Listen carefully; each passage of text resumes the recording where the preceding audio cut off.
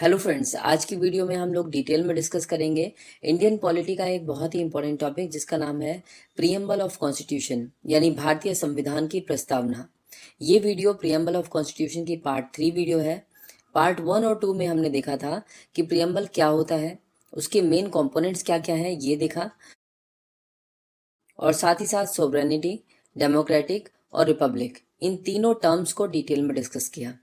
अब बात करते हैं दो और टर्म्स की, सोशलिस्ट और सेक्युलर, जिन्हें 1976 में 42nd अमेंडमेंट द्वारा प्रियम्बल में ऐड किया गया था।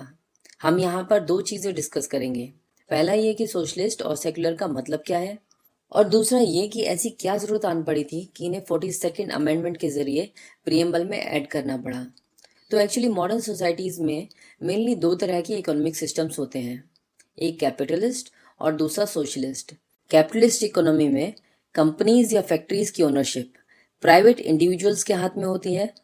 क्या प्रोड्यूस करना है, कितना प्रोड्यूस करना है, ये कंपनीज के ओनर डिसाइड करते हैं। और इतना ही नहीं, अपने प्रोडक्ट्स को किस भाव पर बेचना है ये भी कंपनीज के मालिक खुद ही तय करते हैं। कहने का मतलब इन सब मामलों में सरकार का हस्तक्षेप ना के बराबर है, कोई इंटरफेरेंस यहाँ पर नहीं होता है। अब ऐसे में क्या होता है कि सभी कंपनीज आपस में कॉम्पीट करती हैं और जो भी कंपनी ज्यादा अच्छा प्रोडक्ट बेटर प्राइस में देती है लोग उसको पसंद करते हैं। इस तरह कुछ कंपनीज ज्यादा तेजी से प्रॉस्पर करती हैं, जल्दी ग्रो करती हैं, जबकि कुछ पर ताले लगने की नौबत आ जाती है। इसीलिए कैपिटलिस्ट इकोनॉमी को मार्केट ड्रिवन इकोनॉमी भी कहा जाता है, क्योंकि यहाँ पर डिमांड और सप्लाई खुद ब खुद इकोनॉमी को रेगुलेट करते हैं, गवर्नमेंट को इंटरवीन नहीं करना पड़ता। बट इस कैपिटलिस्ट इकोनॉमी में एक दिक्कत है, जिसे हम एक एग्जाम्पल से समझेंगे। मान लो एक जगह पर 5 लोग रहते हैं। इन 5 में 4 लोगों को ब्लू कलर की कैप पसंद है, लेकिन इसे ब्लू नहीं, लाल रंग की टोपी पसंद है। आपको तो पता है कि पूरी इकोनॉमी डिमांड एंड सप्लाई के फंडे पर चलती है, और यहाँ पर डिमांड जो है वो ब्लू कैप की ज्यादा है। तो होगा क्या कि सभी कंपनियां ब्लू कलर की कैप बनाएंगी, रेड नहीं, क्योंकि रेड की डिमांड बहुत ही ज्यादा कम है। इसका मतलब इस सोसाइटी में इसकी जरूरत पूरी करने वाला कोई नहीं है। इसीलिए सोशलिस्ट इकोनॉमी का कंसेप्ट पिक्चर में आया। यहाँ पर गवर्नमेंट ने पूरा का पूरा प्रोडक्शन डिस्ट्रीब्यूशन अपने हाथ में ले लिया। सोशलिस्ट इकोनॉमी में गवर्नमेंट की प्लानिंग टीम्स चेक करती हैं कि फैक्ट्रीज की प्रोडक्शन कैपेसिटी क्या है।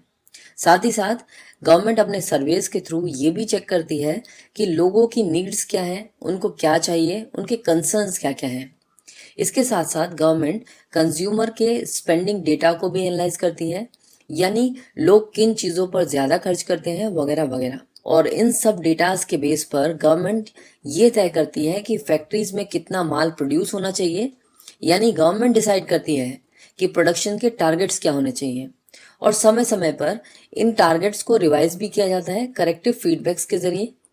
सोशलिस्ट इकोनॉमी में चीज़ों का प्राइस क्या होगा ये भी गवर्नमेंट ही डिसाइड करती है। यहाँ पर सेंट्रल गवर्नमेंट हर चीज के लिए प्लान करती है ताकि सोसाइटी में सबकी जरूरतों को पूरा किया जा सके। और इतना ही नहीं, सरप्लस या प्रॉफिट्स इक्वली सब में बढ़ जाता है, यानी यहाँ पर किसी एक का फायदा नहीं है, सबके फायदे के बारे में सोचा जाता है। एक दिक्कत है, क्योंकि गवर्नमेंट में बैठे चंद लोग, 150 लोग, ये अकेले कैसे डिसाइड कर सकते हैं कि उसकी 100 करोड़ की जनता को क्या चाहिए, कब चाहिए, कितना चाहिए। यानी इन सब में गलतियां होने के चांसेस बहुत ज्यादा होते हैं, राइट। इन दोनों टर्म्स को हमने डिटेल में समझा और साथ ही साथ ये भी देखा कि इनमें क्या क्या कमियां हैं और क्या क्या बेनिफिट्स हैं। ये जो सोशलिज्म की डेफिनेशन हमने देखी, ये बेसिकली मार्क्सिस्ट सोशलिज्म या कहें कि सोवियत सोशलिज्म की डेफिनेशन है। इसी तरह सोशलिज्म को लेकर गांधी जी के भी अपने विचार थे, जो कि मार्क्सिस्ट विचारों से काफी अलग थे।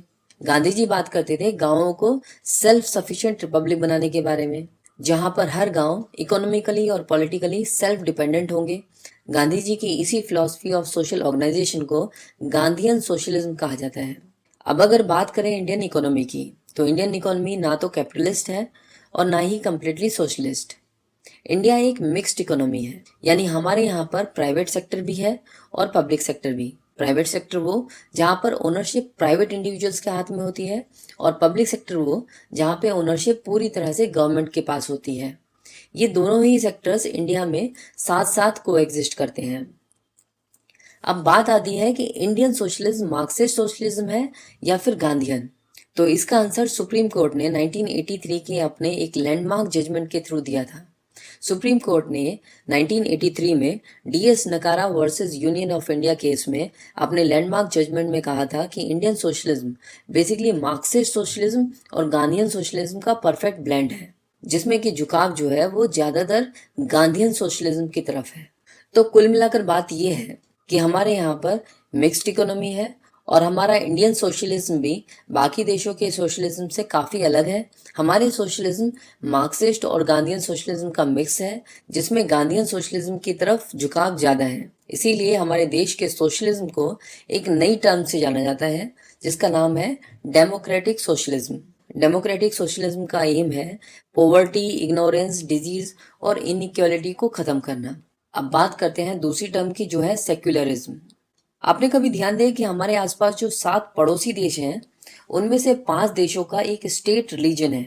जैसे कि पाकिस्तान, बांग्लादेश और अफगानिस्तान का स्टेट रिलीजन है इस्लाम। ये तीनों इस्लामिक स्टेट हैं। इसी तरह भूटान और श्रीलंका का भी स्टेट रिलीजन है। इन दोनों कंट्रीज का स्टेट रिलीजन है बुद्धिज्म, यानी ये दोनों बुद्धिस्ट स्टेट्स हैं। और अगर बात करें नेपाल की, तो ये भी 2007 तक एक हिंदू स्टेट था। हालांकि आज की डेट में नेपाल का कोई स्टेट रिलीजन नहीं है। सबको अपना रिलीजन प्रैक्टिस करने की आजादी है।